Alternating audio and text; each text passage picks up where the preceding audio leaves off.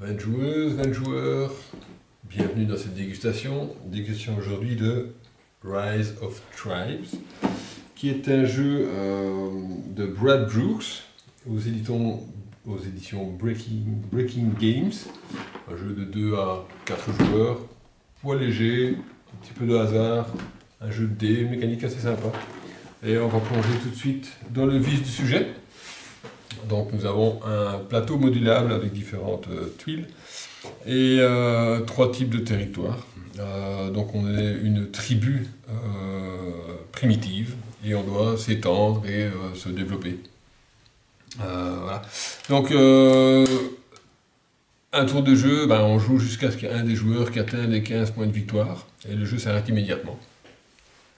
Et pour gagner des points de victoire, eh bien voilà, il y a plusieurs manières.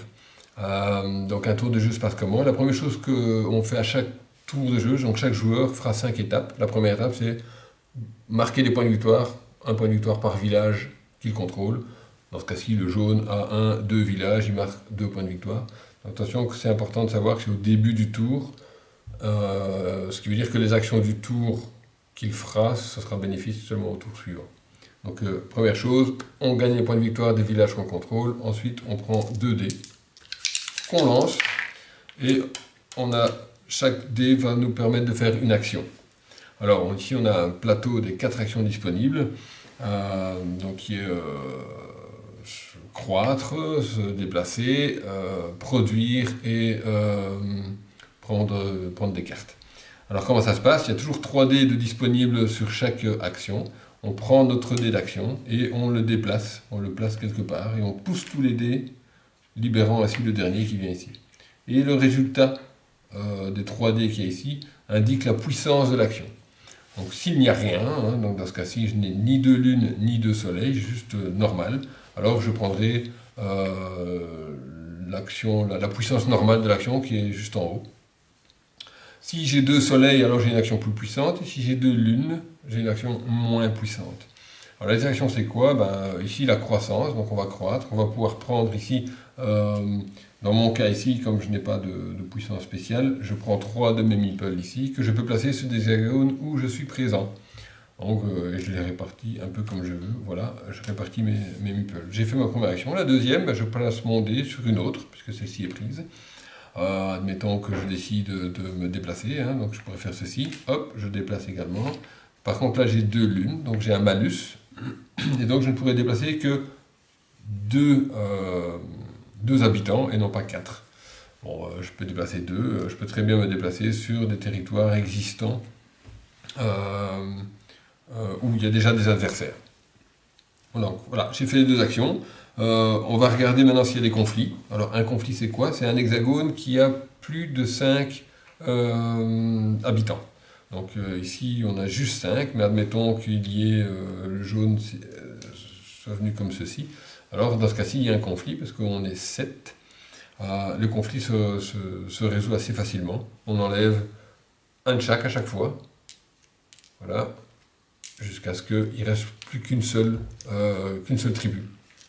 C'est très très simple, la résolution de combat, on aime bien ça, il n'y a pas de hasard. Voilà, donc évidemment ici il y avait un village, si le jaune était arrivé avec un bonhomme de plus, on perdait et le village était à ce moment-là détruit.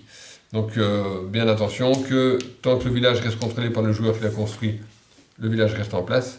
Si pas, si le vert perd tous ses bonhommes, et le village est détruit, tout simplement. Donc on va quand même avoir une tension pour essayer de détruire les villages des adversaires.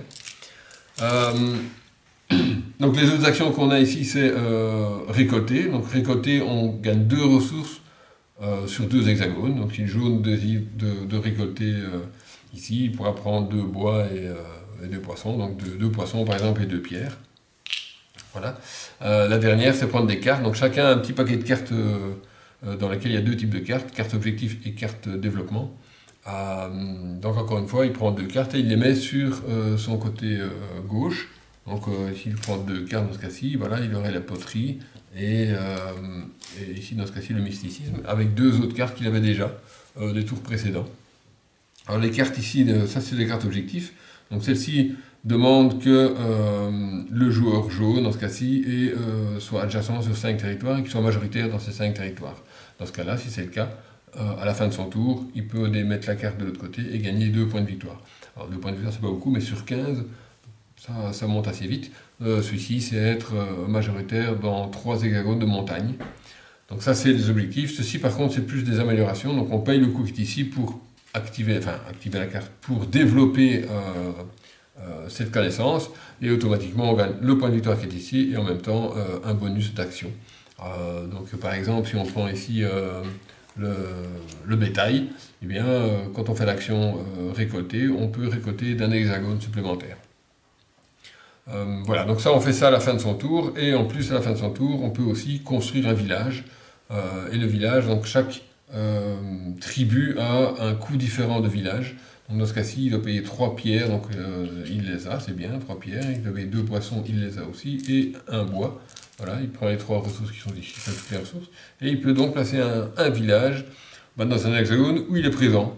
Même s'il y a des ennemis, il peut le mettre aussi, mais dans ce cas-ci, c'est pas une bonne idée. Donc admettons, il construit un village ici. Et voilà, ils sont tous se terminent.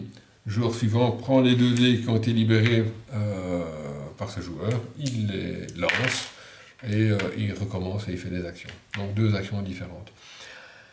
Petite astuce quand même, il y a quelques cartes événements pour rendre le jeu un peu moins calculatoire, on peut dire. Donc si on fait un double, peu importe, donc un double soleil, un double dé blanc ou un double lune, automatiquement on vérifie les événements qui sont présents. Celle-ci, c'est le tigre à dents de sabre. Donc voilà, si on fait un double lune, on peut le déplacer. Donc on le déplace, on le met quelque part et on fait l'effet